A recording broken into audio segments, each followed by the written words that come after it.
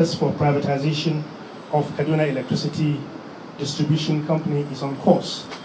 And as we know, there are disputes and complaints between the service providers and the consumers. This is not a one-way traffic, because sometimes we also have complaints by the service providers themselves, Your Excellency, against the consumers.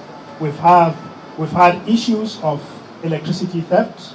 With the commissioning of the forum office, it will now mean that if a customer is not satisfied with his complaint, the response that he gets from his complaints from my office, it will mean that he can come to the forum office, lodge a complaint, and he will be listened to and he will be treated fairly.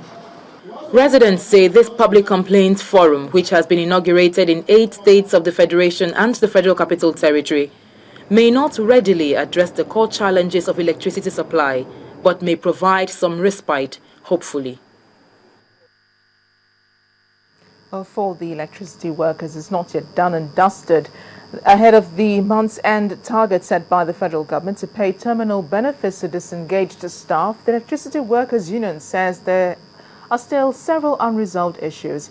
But the Minister of Power, Professor Chinedu Nebo, has announced that the 93% of the total workforce of the Power Holding Company of Nigeria have been cleared to receive severance benefits. In the special report, we examine the issues surrounding the payments of these severance benefits to former workers of the PHCN.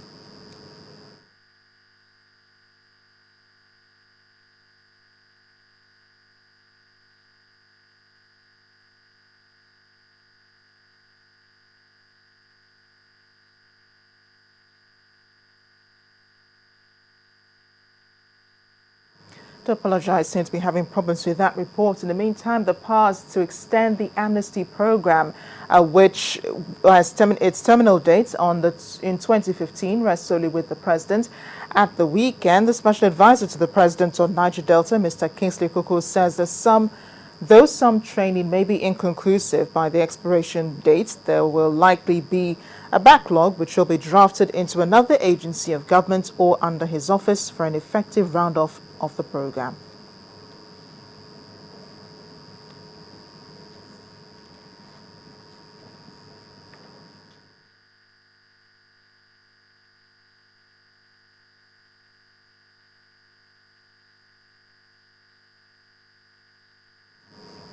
We're on to security now. The Military Joint Task Force has confirmed that 42 students of the government secondary school, Mamudo, were killed yesterday by suspected members of the Boko Haram sect. A spokesperson for the JTF in Yobe State, Lieutenant Eli Lazarus, who confirmed the incident, said the attackers stormed the school and began shooting from different directions. Several students are currently in hospital. Although this incident has sparked panic among students in the area, and many of them have left their dormitories for home, even though schools are still in session in the state. Mamudo is some 5 kilometers from Potoskom, the commercial hub of the state of Yobe, which has been a flashpoint in the Boko Haram insurgency in recent months. Yobe State on its own is among the 3 states currently under a state of emergency, imposed 2 months ago by President Goodluck Jonathan.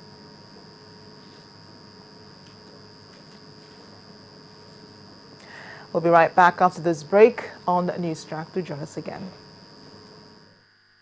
You see, life has just got easier. You stay connected to Channels TV, where news and innovations are shaping our world. Simply log on to channelstv.com to get the breaking news. Browse the homepage according to what matters to you. Tap on the extended coverage of business, sports, politics, lifestyle, infotech, entertainment, health, world news, and lots more. Click on the live link and see the news in real time. Do you want to watch the latest video of the day? It's just a click away. Friend us on Facebook, YouTube, follow us on Twitter, Google+, participate in Channels TV poll, and share your comments. It's a website you can talk to. Your voice will be heard. ChannelsTV.com. The news at your fingertips.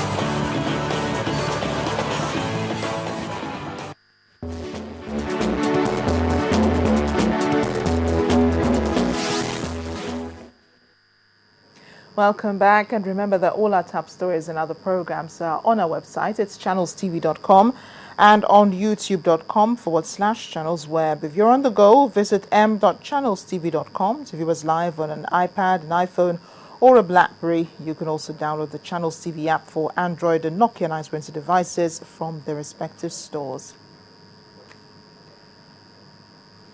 But on a programming note, we'd like to inform our viewers that the next Titan, a sponsored program that has been running for the past 10 weeks, could not come up on Saturday as scheduled. The program will instead be aired tonight at 9.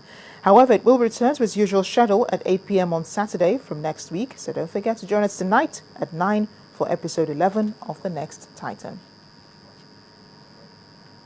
More good news for electricity workers, especially those in the country, as Minister of Power, Professor Chinedu Nebo, announced that 93% of the total workforce of the power holding company of Nigeria has been cleared to receive severance packages.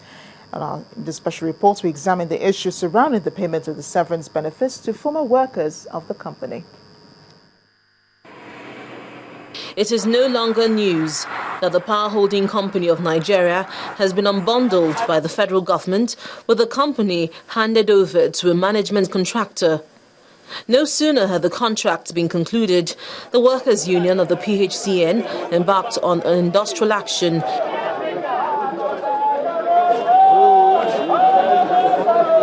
Following the protest by the workers, the federal government set up a committee headed by the permanent secretary of the Ministry of Power, Godknows Igali, to review the grey areas.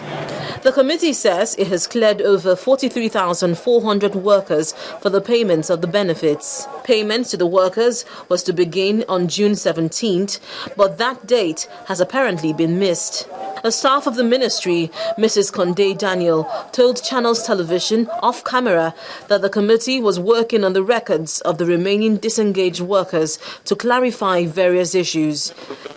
The Minister of Power, Mr. Chinedu Nebo, who had earlier announced that payment of severance benefits to the workers would begin on June 17th after the completion of the verification processes, had to shift ground, saying payment would commence at a later date.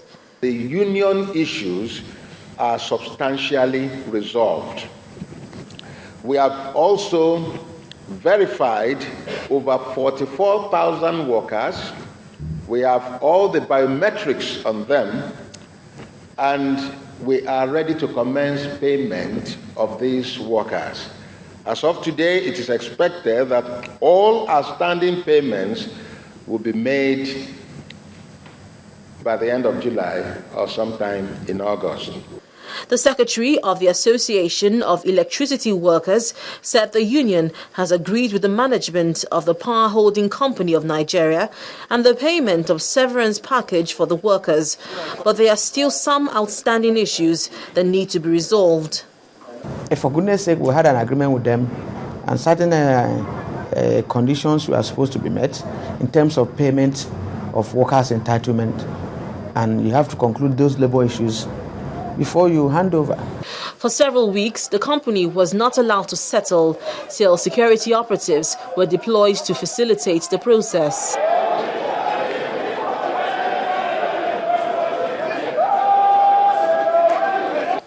From all indications, both parties appear to have resolved their differences, and the Canadian firm is set to take over power transmission in Nigeria. Manitoba won this contract in July 2012 to manage operations of TCN at a sum of $23.7 million for 3 years. According to the terms of the contract, they will effectively discharge their responsibilities in the evolving Nigerian electricity supply industry. Some weeks ago, fidel prayers were held as part of the final rites for the burial of the late Abibat Mogaji, mother of the former governor of Lagos State, Ahmed Tinubu. Today, an interdenominational service was held to honor the late icon and President General of All Market Women and Men Association of Nigeria. Now, as expected, the event was well attended by family members, friends, and politicians.